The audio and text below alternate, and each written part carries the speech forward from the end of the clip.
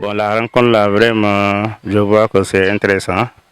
Ils sont venus pour vraiment prendre les problèmes du quartier, cibler certaines situations, les difficultés du quartier, quoi. Donc je vois que c'est intéressant. Et nous aussi, la population, heureusement, les gens ont répondu massivement à l'appel du délégué. Et je pense que l'assistance est bien et beau aussi, quoi. Les préoccupations principales du quartier, bon, les jeunes sont là, surtout concernant la jeunesse. Il y a tellement de bacheliers dans le quartier, mais ils sont tous au chômage, quoi. Il n'y a pas de travail. Il n'y a pas aussi, ils n'ont pas de formation. Donc finalement, ils se sont orientés dans les activités de Jakarta, quoi. Donc c'est ce qu'ils sont pour accompagner les parents aussi, parce qu'aujourd'hui, l'intérêt de l'enfant, hein, c'est aider à un certain moment, il faut être quelqu'un qui peut aider ses parents. Mais ils sont beaucoup parmi eux, hein, sont en train de faire des concours, mais ça ne marche pas. Donc il y a un problème, le problème majeur, c'est le problème de l'employabilité du quartier. Et aussi, il y a un problème d'éclairage public. Oui, il y a un problème parce que le quartier est exposé. On est dans un problème, il n'y a pas une sécurisation. Ça fait un bon moment. Les lampadaires là ne fonctionnent pas.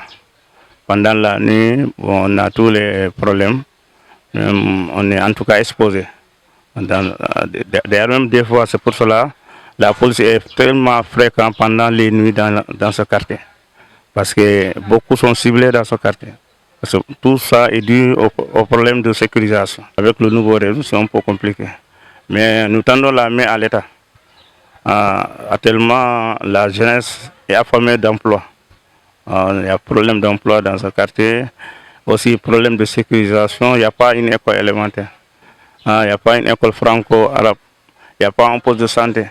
Tout ça, nous dépendons aux autres quartiers.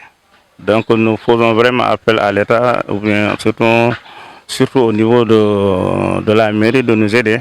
S'il y a vraiment une opportunité, nous n'avons qu'à penser au quartier Sintian-Tonton, parce que nous faisons partie des 15 quartiers recensés de la commune de Kolda. Nous sommes très ravis d'avoir cette rencontre et d'avoir ces partenaires pareils.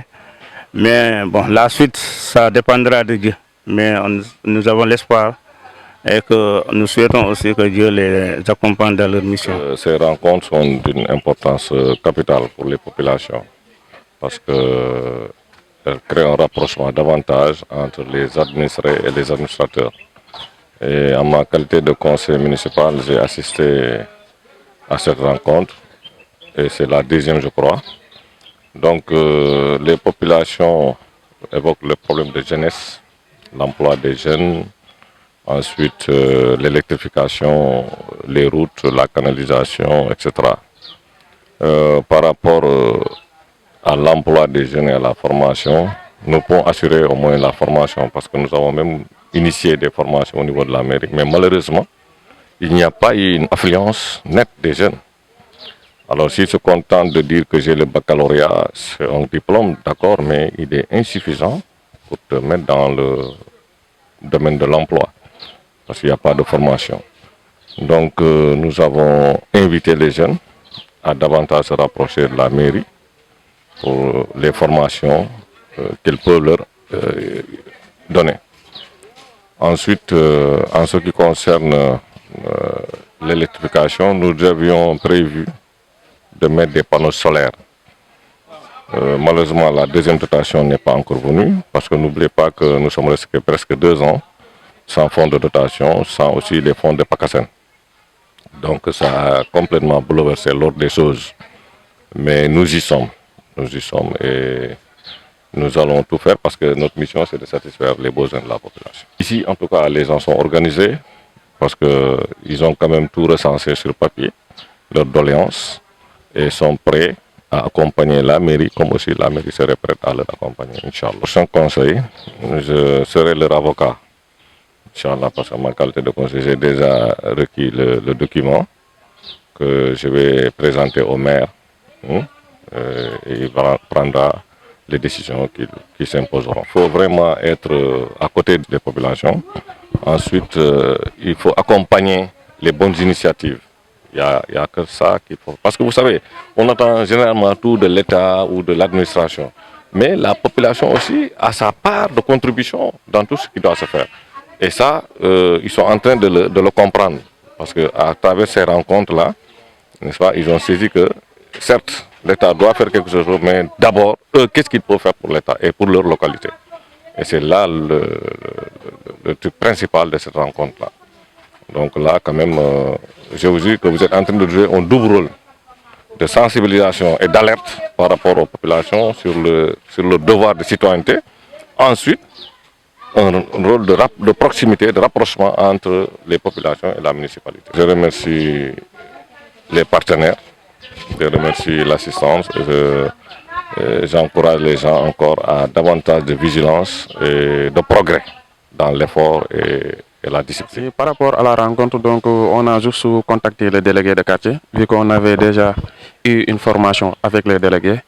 Et aussi, on a collaboré avec la mairie de Kola par rapport à nos différentes activités. Sur chaque activité, on leur communique leur date et eux, ils convoquent la population et le bureau, donc, le bureau est invité, donc on organise la rencontre pour discuter sur certains thèmes. Vu que le thème portait par rapport à la responsabilité des jeunes dans leur quartier et le rôle de la municipalité, donc il y avait une bonne participation des populations, mais aussi de la part de la municipalité aussi.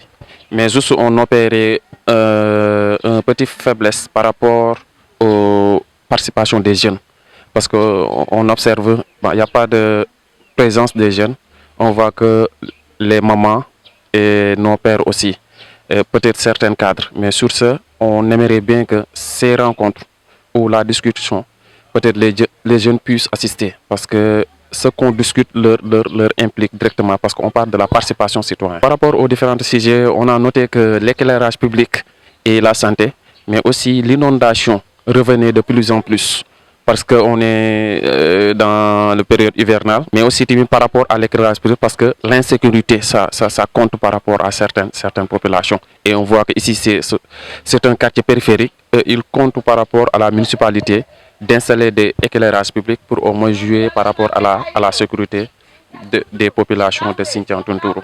Mais aussi de participer ou d'aider la population pour qu'ils puissent jouir de leur faculté de santé, madame, de se préoccuper ou de se soigner quand il faut. Comme je l'avais dit, d'après nos plannings d'activité, donc on a fait une formation, dont on a formé un jeune de Sinthiang Tunturu, dont cette jeune va démultiplier ses formations en installant un club qu'on appelle Club Observatoire de la bonne gouvernance, qui va au moins nous aider à identifier certains problèmes éphémères ou certains problèmes minimes de la quartier et qu'on essaie ensemble de voir comment résoudre ces problèmes, mais comment faire des séances de sensibilisation, mais séances de capacitation sur la participation citoyenne, sur la décentralisation, mais aussi sur le civisme et la citoyenneté. On aimerait bien que ces rencontres, que la population jeune puisse assister à ces rencontres pour au moins prendre conscience de ce qui leur attend.